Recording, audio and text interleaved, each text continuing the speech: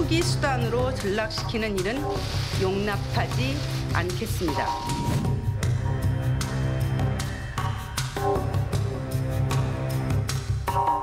그 투기꾼들한테 세제 혜택을 주면서 서민들 집 뺏으라고 그런 거예요. 뺏으라고. 이거는 엄청난 정부 정책 실패고요.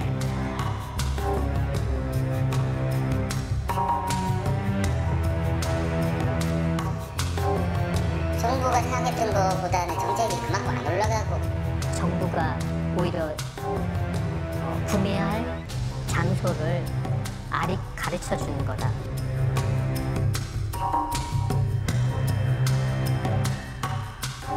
일이 이렇게 될 줄 알았으면은 그때 촛불집회를 나갔을까라는 너무 속상하더라고요, 진짜.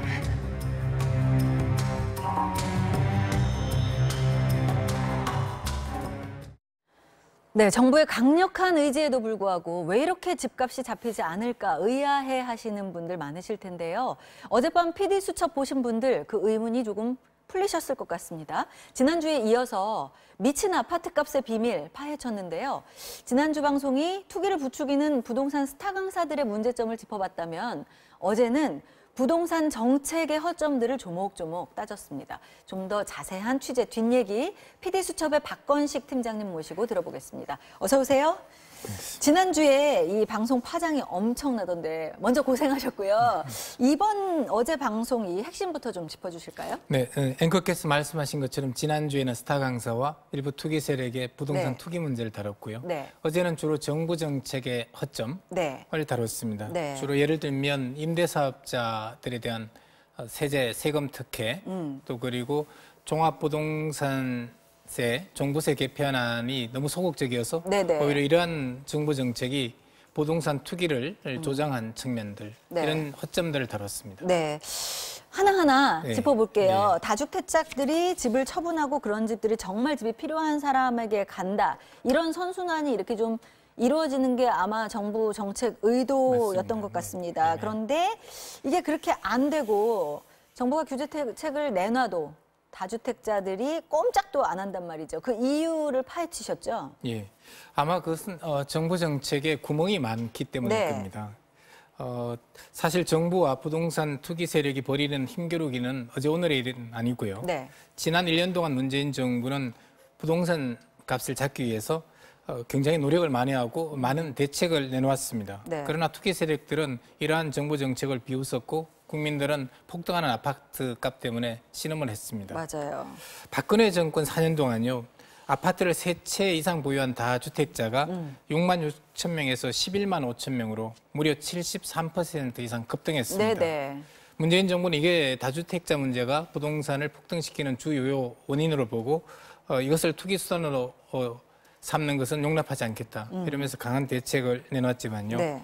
앞서 말씀드린 대로 이 정책들이 현실에서는 상당한 허점을 보이면서 오히려 어떤 부동산 투기 세력들이 이 정책을 오히려 역이용하는 문제가 생겼고요. 네네. 예를 들면 대표적인 것이 임시 임대사업자에 대한 특혜들입니다. 이거는 네네. 차차 말씀드리겠습니다. 네네. 그러니까 허점 얘기를 해주셨는데요. 어제 네. 인터뷰 중에서도 네. 이게 정책 안정성도 그렇고 네. 정부 임기가 있는데 네. 부동산 더 오래 간다 이런 믿음이 있으신 것 그렇습니다. 같더라고요. 네네. 지금 임대사업자 얘기 먼저 해주셨는데 그 네. 얘기부터 한번 풀어볼까요? 예, 2017년 8월 2일 날 파리 대책 이른바 네네. 이것이 이, 부동산을 잡기 위한 가장 큰 첫 번째 대책이었는데요. 아까 말씀드린 대로 다주택자들이 부동산을 폭등시키고 있다. 네. 이렇게 해서 앞으로 다주택자들은 양도세와 종부세를 강화하겠다. 그게 골자였죠, 파리 대책에. 네. 대신에 임대사업자로 등록을 하면 상당한 혜택을 주겠다는 겁니다. 어느 정도 혜택을 줬냐면요. 이전에도 혜택이 있었습니다. 이전 정부에서 취득세, 재산세를 면제 또는 감면을 해줬고요. 네네. 양도세 공제도 해줬습니다. 맞아요. 그리고 종부세에다가 소득세 때까지 다양하게 줬는데요. 문재인 정부에서는 이 혜택을 오히려 늘렸습니다. 네. 기존에는 3채 이상이 돼야 다주택자 여러 가지 혜택을 주었는데요. 한 채만 등록해도 네네. 제 소유가 한 채고 임대사업자 임대사업자들 한 등록을 채만 하기만 돼도 해도. 임대사업자로 인정을 해주고 혜택을 줬고요. 또 거기다 건강보험료 감면까지 그랬죠. 해줬습니다. 네. 이러다 보니까 또 하나는 대출 규제를 거의 없앴습니다. 네. 다주택자는 대출 규제가 심각했는데요. 임대사업자 경우에는 집값의 80%까지 대출을 허용했습니다. 맞아요. 이러다 보니까 1,000만 원, 2천만 원 가지고도요. 대출을 받아서 10억짜리 이상 아파트를 사는 경우가 많았고요. 갭 투자라고 하죠. 예, 갭 투자라는 용어가 성행했습니다. 네. 그러다 보니까 이러한 혜택들이 오히려 임대사업자들이 투기 지역에서 주택을 마구 사들이는 그 부동산 쇼핑의 어떤 수단으로 악용되면서 특히 강남을 중심으로 집값 폭등의 주요 원인이 되었습니다. 네, 네. 그래서 임대사업자에 대한 어떤 여러 가지 그 특혜가요. 서울의 특히 강남 중소형 아파트의 급등의 주요 원인이 됐고요. 네. 정부도 아마 이런 문제를 파악하고 9.13 대책에서는 임대사업자 혜택 축소를 발표했습니다. 그 부분에서 정부 네. 정책의 불안정성이 좀 드러난 것 같아요. 임대사업자 세제 혜택에 관련된 내용, 이 부분이 청와대 국민청원 게시판에까지 올라왔는데요. PD수첩팀이 글을 올린 사람을 직접 만나서 사실 확인을 해봤다고 합니다. 그 내용 직접 들어보시죠. 1억짜리 가진 사람도 있잖아요. 재산세 내요. 근데 340억 가진 임대사업자 있잖아요. 재산세 면제입니다. 정확히 맞는 거예요. 그 2천만 원만 남아도, 막말로 1,000만 원만 남아도 양도세 냅니다. 근데 150억 원이 남아도 임대사업자, 주택임대사업자는 면제예요. 그 다음에요. 9억짜리 집 한 채만 가지고 있어도 종부세 내요. 근데 3억짜리 집 100채를 가지고 있어요. 그래서 300억 원이에요, 재산이. 근데 종부세 있잖아요. 비과세 1원도 안 내요. 듣고도 믿을 수 없는 충격적인 얘기들. 놀랍게도 사실이었습니다. 그렇다면 공시가 12억 원의 1주택자와 소형 아파트 100채를 가진 주택 임대사업자의 세금은 각각 어떻게 될까? 재산세의 경우 1주택자는 연 370만 원, 100채 임대사업자는 면제. 10년 보유 후 매도 시 1주택자의 경우 6억 원 오른 집값에 대한 양도소득세 2,900만 원. 반면 같은 기간 집값이 150억 원 오른 임대사업자는 양도소득세 면제. 종합부동산세의 경우 1주택자는 연 75만 원, 임대사업자는 이마저 비과세입니다. 주택임대사업자, 말이 좋아 주택임대사업자 제가 봐선 전문 투기꾼들이에요. 그 투기꾼들한테 세제 혜택을 주면서 서민들 집 뺏으라고 그러는 거예요. 뺏으라. 네. 그래놓고 서민들한테는 전세도 못 살게 월세 살게 하는 정책입니다. 네, 정책의 의도와는 반대로 되려 어설픈 정책 때문에 정부가 그야말로 투기를 부추긴 꼴이 됐는데요. 비난이 쏟아지자 또 슬그머니 혜택을 축소했습니다. 그럼에도 불구하고 이 다주택자들 빠져나갈 구멍이 또 있었다고요. 예. 네. 어제 사실 시청자들이 가장 분노한 대목이 임대사업자에 대한 특혜였고요. 네네. 200채 아파트를 갖고 있는데 세금을 한 푼도 안 낸다. 네네네. 예. 정말 화나더라고요. 네, 많은 사람들이 분노했고요. 네. 그래서 정부가 대책을 내놨는데 여전히 구멍이 있었습니다. 문제는 9.13 대책 이전에 구입한 120만 가구의 임대사업자들에게는 여전히 모든 혜택을 고스란히 인정하고 있다는 거고요. 그대로, 예. 다주택자들이 이렇게 되면요. 팔면 혜택이 없어지거든요. 그러니까 8년 동안 이걸 보유해야 돼요. 그럼 공급이 부족해지죠. 네, 그렇죠? 공급이 부족하니까 또 아파트 값이 상승하는 주요 원인이 되고 있습니다. 네네. 또 다른 문제는요. 투기 지역 이외에 다른 지역은 여전히 규제가 없다는 겁니다. 혜택이 고스란히 이어지고 있는 네네. 것이고요. 그러다 보니까 다주택자들이 이제는 투기 지역 이외에 수도권과 지방으로 또 아파트를 사러 또 주택을 사러 나가고 있습니다. 맞아요. 지난주에 또 얘기하셨던 것처럼 스타 강사가 아예 몰고 가더라고요. 그렇습니다. 네. 스타 강사들이 어떤 지역의 어떤 지역을 찝으면 또 많은 사람들이 투기 세력들이 가고요. 네네. 최근에 제가 평택에 상당한 어떤 투기 세력들이 몰린다는 이야기를 들었고요. 네네. 그러다 보니까 전국이 투기장화되는 문제가 생겼습니다. 맞습니다. 또 다른 문제가 있습니다. 임대사업자에 대한 혜택을 줄인다고 정부가 9.13에서 발표했지 않습니까? 그러자 이제 스타 강사들이 이제는 다주택이 아니라 똘똘한 한 채를 권장하고 있습니다. 네. 자, 이제 전국에 있는 다주택을 하지 말고 다 팔고 강남에 있는 똘똘한 한 채를 사라. 이렇게 강남만 또 오를 거고요. 그러다 보니까 또 강남의 아파트 값이 폭등하는 현상들이 네. 생겼고요. 이건 강남에 있는 주민들만의 문제가 아니고요. 서울 전역 또는 전국의 문제입니다. 네. 창원의 예를 한번 들어보겠습니다. 창원이 과거에 어떤 그 경기가 좋았기 때문에 돈이 많이 넘쳤던 지역입니다. 네. 울산과 더불어요. 네네. 근데 지금 창원이 거의 부동산 값이 30% 정도 폭락을 하고 있습니다. 그러니까 현금을 많이 갖고 계신 분들이요. 창원에 네. 있는 아파트를 사지 않고요. 서울로 올라오시는군요. 예, 서울로 와서 서울에 지금 아파트를 사고 있습니다. 네. 그러다 보니까 강남의 공급은 한정돼 있고요. 사려는 사람들은 많다가 보니까 이것이 어떤 강남의 폭등이 있고 어떤 강남, 서울과 지역의 양극화 현상까지 일으키고 있습니다. 네. 그래서 이 다주택자 규제가 중국의 어떤 양극화까지 오는 문제를 안고 있었습니다. 네네.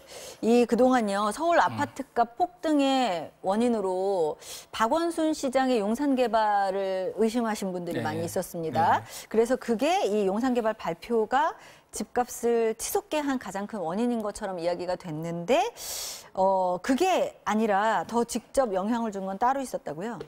네, 물론 박원순 시장의 용산 여의도 개발 계획도 분명히 영향을 끼쳤습니다. 네. 근데 저희가 파악해 보면 2017년 7월에 발표한 정부의 종부세 개편안 그리고 한국은행의 금리 문제가 더욱더 주요하게 부동산 상승에 작용하지 않았나 이렇게 판단됩니다. 종부세 개편안 어떤 문제가 있었나요? 네, 2017년 4월에 정부는 이 대통령 직속으로 재정개혁특별위원회를 출범을 시킵니다. 네. 여기에서 조세 전문가와 기획재정부의 관료들이 같이 모여서 이 다양한 안들을 짰고요. 7월 3일에 특별위원회가 종부세 관련 권고안을 내놓습니다. 네. 근데 이 권고안을 내놓은 종부세 세수가 1조 800억 원으로 책정이 된 겁니다. 근데 이 권고안 자체도 기획재정부가 처음에 다양하게 부정적 의견을 피력했다고 합니다. 그래서 원래는 훨씬 더 높은 가격을 안에서 논의하고 예상을 했었는데 네. 기획재정부의 어떤 입장을 고려해서 1조 800억 원으로 낮춘 것이고요. 네네. 근데 이렇게 1조 800억 원 낮춘 이 가격마저 종부세 권고안마저 기획재정부는 사흘 뒤에 7,400억 원, 네. 거의 절반 가격으로 대폭 축소된 종부세 개편안을 내놓습니다. 네. 이렇게 하다 보니까 문재인 정부가 부동산 값을 잡겠다 이렇게 의지를 천명했고 시장에서는 굉장히 긴장을 했습니다. 네네. 이게 종부세가 상당히 위협적으로 오겠구나. 그런데 막상 발표된 종부세안이 보니까 형편없어요. 네네. 시장에서 우려했던 또는 어떤 걱정했던 것보다 낮으니까 이렇게 판단한 겁니다. 문재인 정부가 부동산 값을, 집값을 잡을 의지나 능력이 없구나. 네네. 그렇게 되면서 그 이후에 부동산 값이 폭등하는 양상을 보이게 됩니다. 그런 것 같습니다. 무슨 눈치를 본 걸까 답답하기도 하고 좀 치밀하지 못한 부분에 있어서 네네. 화도 나는데요. 네. 방송 보신 분들도 아마 비슷한 느낌이 들었을 겁니다. 희망이 없다, 집을 살 의지가 꺾였다. 네. 이런 이야기들 네. 나오고 있는데 부동산 취재 마치면서 집 없는 네. 서민들에게 어떤 얘기를 해주고 싶으신지 말씀해 주시겠어요? 서민들 문제도 있겠지만요. 우선 정부에 먼저 말씀을 드리고 싶은 게 계속 가구수 위주로 이렇게 규제 정책을 펴왔거든요. 네. 1가구, 2가구, 다가구. 네네. 근데 제가 볼 때는 1가구냐 2가구냐보다도 주택이든 토지든 부동산 가격을 총합적으로 가격이 얼마가 됐을 때 규제한다는 방식으로 과세를 하는 방식으로 총량 규제를 한다면 이 문제가 네. 조금 더 풀리지 않을까 싶고요. 네, 종부세가 그런 거 아닌가요? 종부세도 가구당 또는 임대사업자에 대해서 여러 가지 혜택이 있으니까요. 네네네네. 또 토지로 좀 최근에 또 투기가 이어지는 양상들을 보이거든요. 네네. 그래서 종합과세, 총량과세가 좀 필요한 게 아닌가 하는 네. 생각을 했고요. 부동산은 삶의 터전이자 정의의 문제입니다. 그러니까 열심히 일하는 사람이 대우받고 또 그런 사람들이 대우받는 사회가 공정한 사회 아니겠습니까? 맞아요. 문재인 정부는 그런 촛불혁명의 정신으로 태어난 정부고요. 그런데 국민들이 볼 때 지금 현재 문재인 정부에서는 그러한 어떤 부동산 값을 잡으려는 충분한 의지나 역량이 없다고 판단하는 것 같습니다. 예를 들면 공시지가만 해도 지금 40%, 50%입니다. 네. 그것을 정부가 얼마든지 현실화할 수 있는데 하지 않고 있다고 이렇게 생각이 되고요. 네, 공시지가 현실화. 네, 정부가 부동산 정책에 대해서 분명한 비전과 정책을 제시해야 국민의 신뢰를 얻을 거라고 봅니다. 네, 그래야 맞습니다. 공정한 사회가 되겠죠. 네. 조금 부동산에 대해서는 약간은 비겁하거나 무능하거나 내지는 그 믹스거나 했던 것 같습니다. 그래서 뭐가 됐든 우리는 좀 책임지는 유능한 정부를 원합니다.